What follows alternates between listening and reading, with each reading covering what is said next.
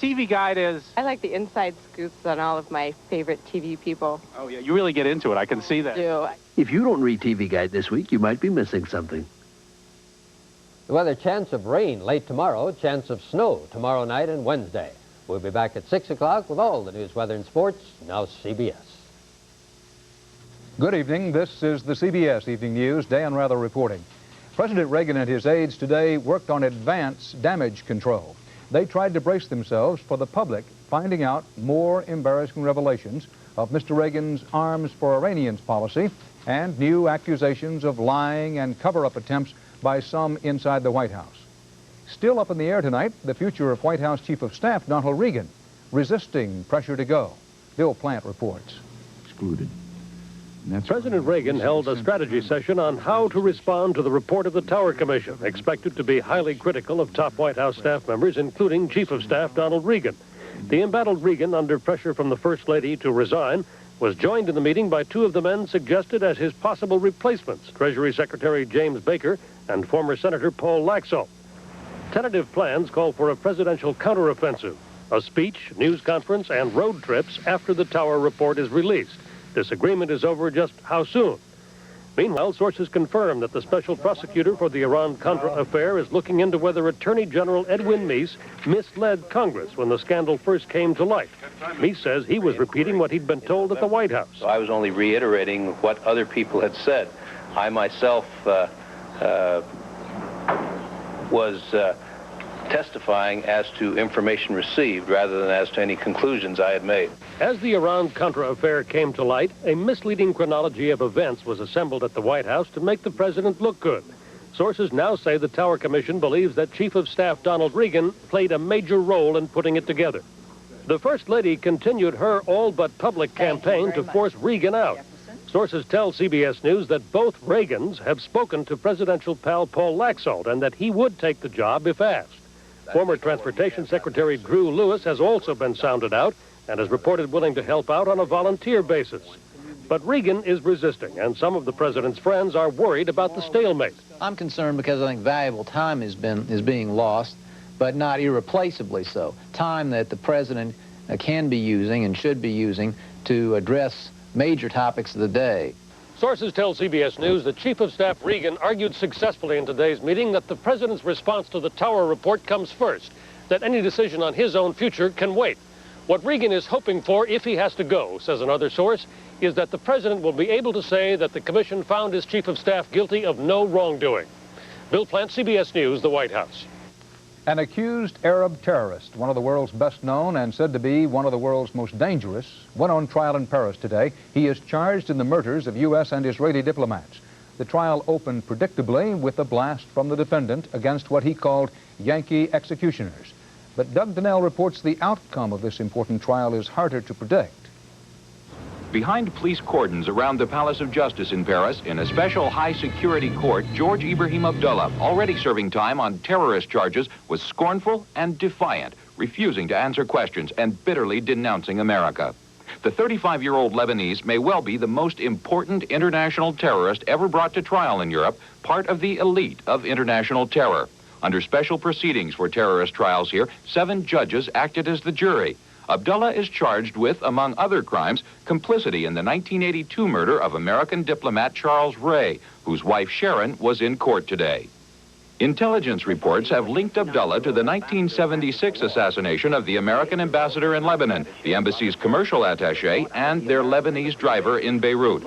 The American government is a party to the case against Abdallah, but the government's lawyers admit the evidence is thin. I'm afraid this trial comes too quickly.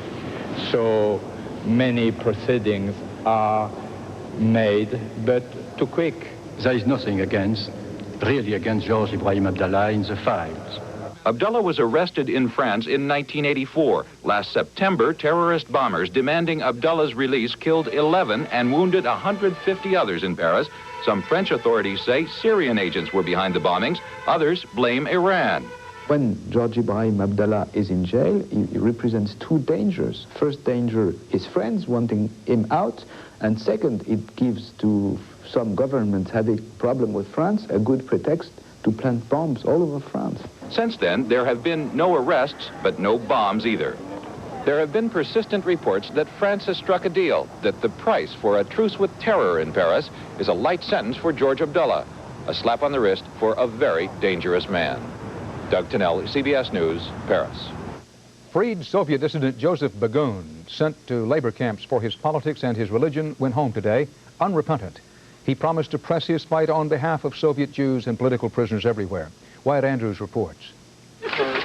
Begun's homecoming to Moscow was joyous. One word described his reunion. Excellent. After serving 3 years of a 7-year labor camp term, Begun remains a champion of Jewish rights. I am going to continue my activity for rights of my people in this country, in all the world. Begun says he was not required to sign any promise of good behavior. Instead, he says, he signed only a statement declaring himself innocent of charges of anti-Soviet agitation. No one on the train platform today charged that Begun got his freedom simply for reasons of Soviet propaganda. Soviet Jews consider Begun's release to be substantive, a clear signal that a true process of change is underway. No one has any illusion that Hebrew teaching will be legal tomorrow, or that all Jewish dissidents will be free from labor camps. It's just that in Joseph Begun, Soviet Jews see an uncompromising hero who will demand that kind of change. Wyatt Andrews, CBS News, Moscow. In Jerusalem today, the terror of a Nazi death camp came alive in the testimony of a survivor, now an accuser. In Israel, Bob Simon is covering the trial. It had to happen. Everyone knew it would happen. But that did not diminish the shock today when a man pointed across a crowded courtroom and cried, "That's him. That's Ivan the Terrible. That's him sitting right there." Pinchas Epstein, a survivor of Treblinka, was pointing at John Demjanjuk, a retired auto worker from Cleveland. The defense claims Demjanjuk was never at Treblinka, that Ivan the Terrible was someone else. The defense attacked Epstein's memory. We're trying to use your mind, Ma Epstein, to get to the facts of the case. What I'm trying to get, Ma Epstein, from you is your memory. The trial is about memory. How much can a mind be trusted after 44 years? The survivor says time cannot touch the memory of what happened at Treblinka, not the memory of a young girl who was taken out of a gas chamber alive. She was alive. She was speaking. A girl of about 12 or 14. And this little girl, her words ring in my ears still. Yachze domamushi, she said. Bench, what does that mean? Witness, I want my mother.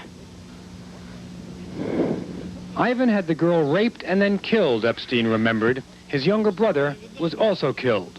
Epstein is the first of many survivors whose memory will go on trial this year.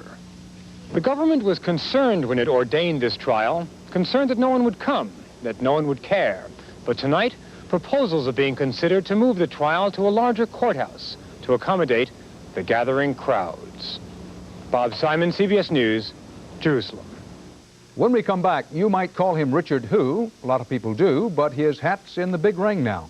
And correspondent Bernard Goldberg with a shocking divorce court fact involving child abuse that you don't often hear about. Oh, boy. I've waited years for the chance to do this. Longer lasting. Ha! Fewer repairs. Sure. Whether it's side-by-side or the full-size stacked, every Maytag washer is built to keep a Maytag repairman lonely.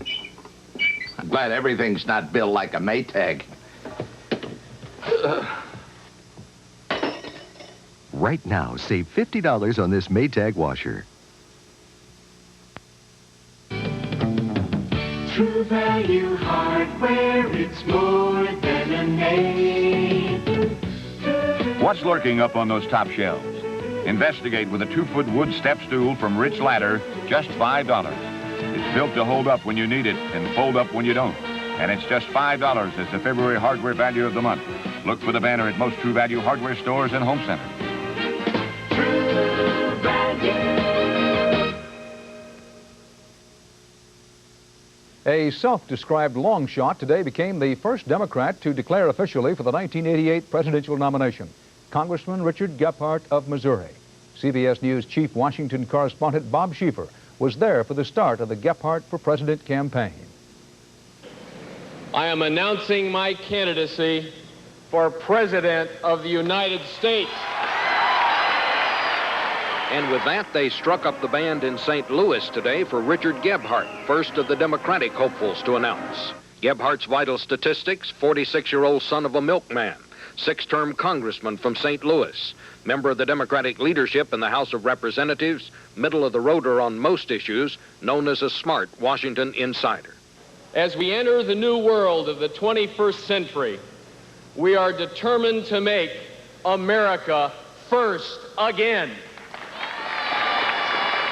That will be his theme, and he says the way to make it happen is by making American industry competitive in world markets. He proposes to do that through tougher trade legislation and a new emphasis on education. Gephardt and his family were cheered by the home folks today, but being virtually unknown outside his district, he is a real long shot. The last politician who jumped directly from a House seat to the Oval Office was James Garfield back in 1880. So within an hour of his speech, Gephardt was on a plane bound for Iowa, where the first presidential voter caucuses will be held next year. Gephardt has already been there more than 20 times, but he knows if his campaign doesn't catch fire in Iowa, it will probably end there. Bob Schieffer, CBS News, St. Louis. Tomorrow is the Democratic primary for one of the highest visibility mayor's jobs in the nation, mayor of Chicago. Finishing up campaigning today and finishing nasty are current Mayor Harold Washington and former Mayor Jane Byrne. Chief political correspondent Bruce Morton looks tonight at Chicago without the machine. In the 11th Ward, Bridgeport, Richard Daley's old neighborhood, the people on the street are mostly white, and the signs in the windows all say Jane Byrne for mayor. A few blocks south on 67th Street, the people are mostly black, and the signs all say Harold Washington for mayor. This election is all about race.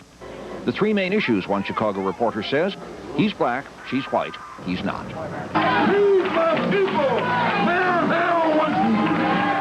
It's very difficult to organize an electorate along issues. It's much easier to organize an electorate along race or ethnicity. Along with race is their racism. Yes, some. When a group of self-styled freedom riders arrived from the South to help get out the vote for Washington, Byrne and her allies bellowed foul.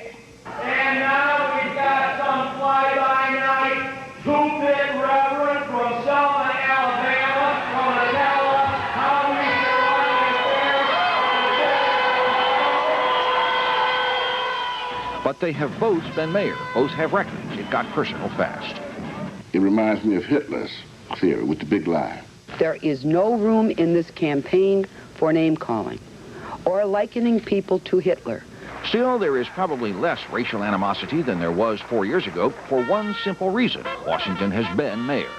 A fair number of whites are now saying, listen, it's basically the same city it was before he was elected. It sort of muddles along, and we might as well put him back in office. Once upon a time, the question would have been, who's the machine backing? But Chicago's famous political machine is dead. Mayor Daley was able to get things done because he could exert a certain discipline on those who didn't come along. Washington has a personal following and some white allies who dislike Byrne or her backers.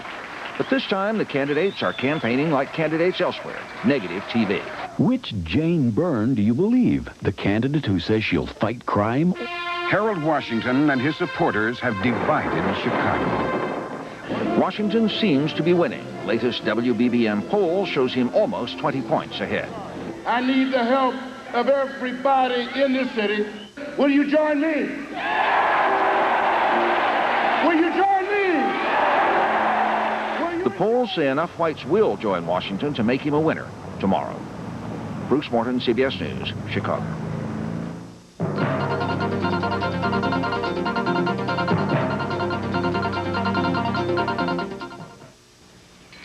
I can't marry you. Why? I'm only 6 years younger. Oh, I don't care about that. What do you care about? My hair? My tie? Your breakfast. This? Yeah, it's old-fashioned.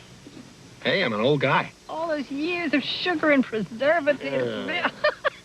You're right. Healthful Nutri-Grain. Only the whole grain with no preservatives and no sugar added. That's good. Now will you marry me? thought you were 5 years younger. Kellogg's Nutri-Grain. You're working on your American dream, 'cause you want it to last forever. And if something is starting to show the years, you want to make it better. Give your home new Andersen windows, because when it comes to your home, nothing but the best will do. Come home to quality. Come home to Andersen. Where can you go to buy Andersen windows? Call 1-800-255-2550. The United States Supreme Court today took up another capital punishment issue, this time whether it is legal to execute someone who committed murder before the age of 18. Specifically, the High Court agreed to decide whether the death sentence for minors is a form of cruel and unusual punishment and thus forbidden by the U.S. Constitution. Also today, the justices, in effect, upheld state laws requiring seatbelt use and found no issue of privacy at stake in making drivers and passengers buckle up. Oil prices were on the minds of some governors today when they met with President Reagan, and CBS News reporter Harry Smith says there were warnings of a journey back to the future no consumer will want to take. When President Reagan met with the nation's governors today, leaders of U.S. oil states had a message for him. The economic catastrophe in the oil patch will soon turn into a nationwide energy crisis.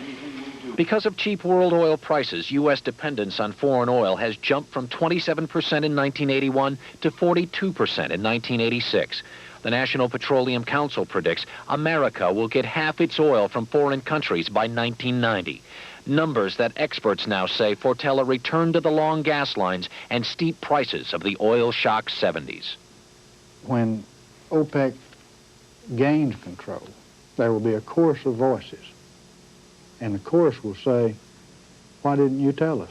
Low prices have fueled an increase in consumption. A third of the U.S. trade deficit now comes from oil imports. So oil state leaders want to tax imported oil. Their northern counterparts say, no way. It would tax one region of the country for the benefit of another. It would provide a tremendous windfall for the domestic oil industry. It's about as inefficient a means of the government collecting revenues as can be devised. Along Sabine Pass, once the busy gateway to America's Gulf Coast oil fields, offshore drilling rigs rust, unused. 3/4 of the thousands of drilling rigs in the United States are now idle. Nearly half of the companies drilling wells 5 years ago have gone under. Oil men say these skeletons of a dying industry should be a warning. Reliance on cheap foreign oil could really cost everyone in the long run. Harry Smith, CBS News, Sabine Pass, Texas.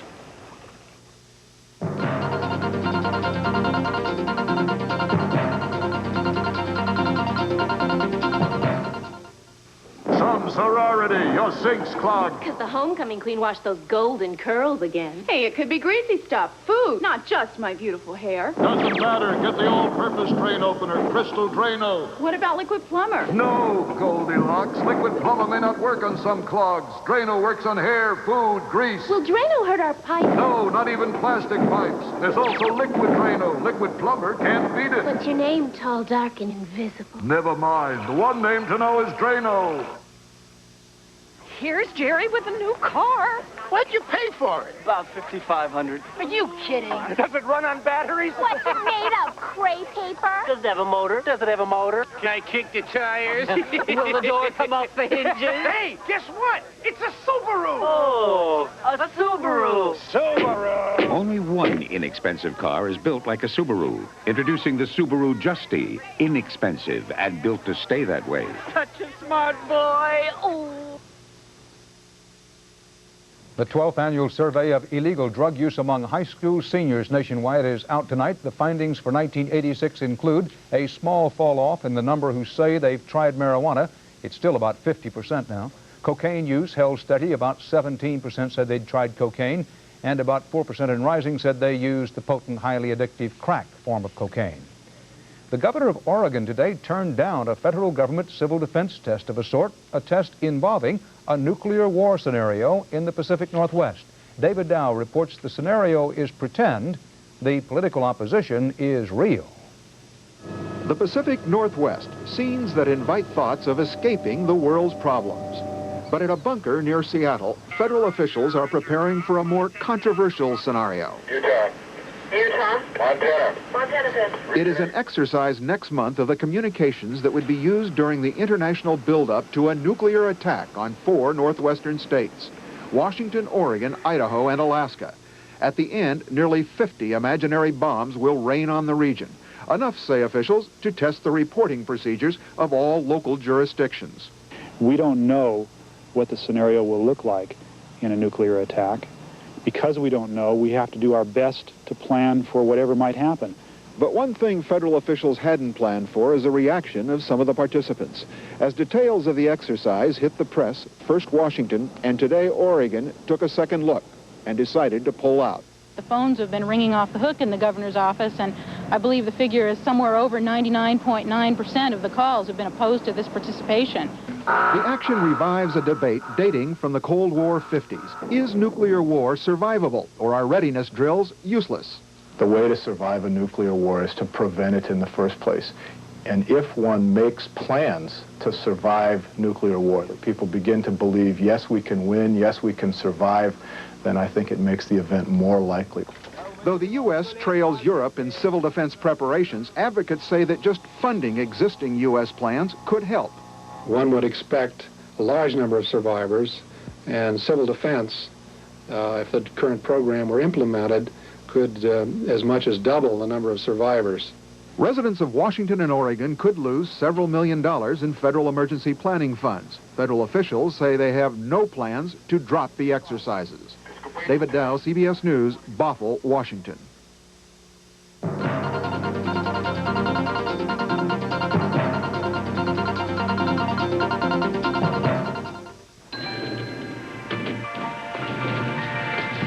Hello.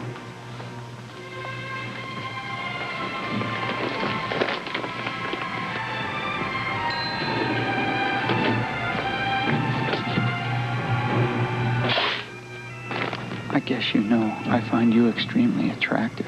Hey, thank you very much. It's time to change your light bulb. Philips Longer Life Square bulbs last 33% longer than ordinary round bulbs. If you're looking for calcium in Corn Flakes or Raisin Bran, you can stop looking. There's none there.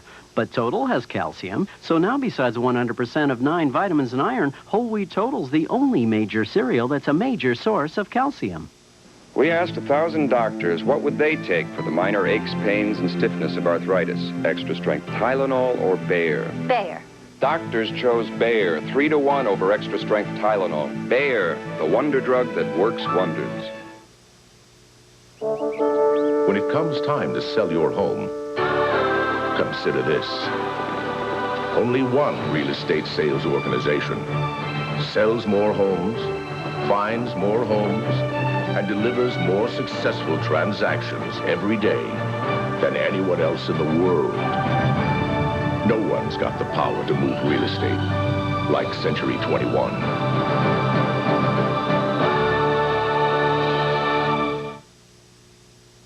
You hear more about child abuse these days, perhaps because authorities are more aware of the problem. What you don't hear about is the problem in some child abuse cases reported now by CBS News national correspondent Bernard Goldberg.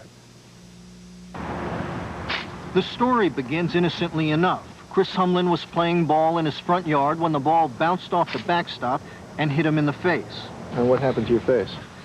There was a red mark right here in the bridge of my nose. And that was it? Yeah. His mother says what happened after that was a nightmare. The next day I kissed him goodbye and sent him to school, and he did not come home. Child Abuse Hotline may help you. When the school nurse saw the mark on Chris's face, she called the authorities, suspecting he might have been beaten at home. Despite Chris's explanation, the police took him and his baby sister and put them in protective custody. And I said, "Where are my kids?" And they said, "It's none of my business." People don't realize how frightening, how horrifying it is to come home and have your children gone. And you have no idea where they are, who's loving them, who's taking care of them. It took Elaine Humlin 8 days to get her children back. The case against her was totally dismissed. But she's not alone. 1.5 million allegations of child abuse were made last year, and officials say 60% were either unfounded or the cases were dropped for lack of proof. Not all cases are honest, well-intentioned mistakes. Authorities around the country have spotted a trend. Parents, usually fathers involved in bitter divorce disputes, are being falsely accused of sexually molesting their own young children. It's the newest weapon in the war over who gets custody of the kids. She tried to tell the judge that I was a homosexual. I was an alcoholic. I was a drug addict. I was an adulterer. She went through the litany. And when none of those seemed to have any impact, in that same courtroom, she alleged that I sexually abused the child, my child. Lawrence Spiegel, a psychologist, was arrested and charged with molesting his daughter.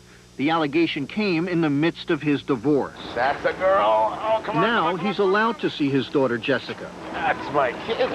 But for over 2 years, he wasn't allowed near her. He wasn't even allowed to talk to her on the phone. In court, he was found innocent. But the episode, he says, nearly ruined his life. On the ropes. I was devastated. I spent 7 to 8 months in seclusion, in total seclusion. I didn't want to walk down the street. I didn't want to have anybody see me.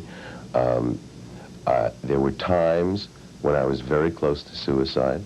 And in a small town in Southern California, the mayor himself, during his divorce, was accused of sexually molesting 2 of his daughters. He was put in jail for 2 days, and then the authorities dropped the entire case. Still, Rod Cowell says his life will never be the same. It's something that doesn't go away. It's with you every day of your life. As you go to meetings, as you approach people that you've known all of your life, there's always that paranoia in your mind. You know, do they actually believe the things that came across? Anytime I saw anything like that on TV or wherever, never did it ever occur to me that that person was not guilty. Now I know. It could happen to you, it could happen to anyone. All this stuff about child abuse is kind of confusing. For years, child abuse was a dark family secret, rarely reported to the authorities. Today, a lot of people are saying the efforts to get the issue out into the open are not only overdue, too often, they're also overdone. Bernard Goldberg, CBS News, Clearwater Beach, Florida. And that's the CBS Evening News. Dan Rather, thank you for joining us. Good night. When you need it most, you can get extra strength relief from acid indigestion with extra strength Riopan Plus. In lab tests, it neutralizes twice the acid as regular Maalox or Mylanta. It's that strong. You can also get extra strength relief from heartburn with extra strength Riopan Plus. Ounce for ounce, it neutralizes twice the acid as regular Maalox or Mylanta. It's that strong. Extra strength Riopan Plus. Regular strength, too.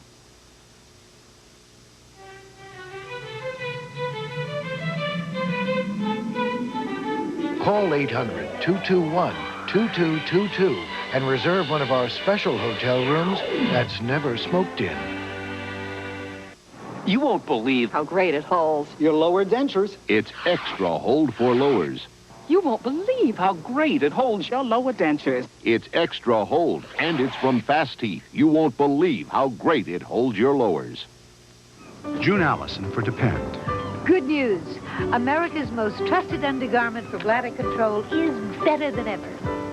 New improved Depend undergarments has added an extra layer of absorbency where protection is needed most. It's absorbency protection no other undergarment has. You can feel safer, more confident, and get better protection with new Depend. Get back into life. Get back into life with Depend.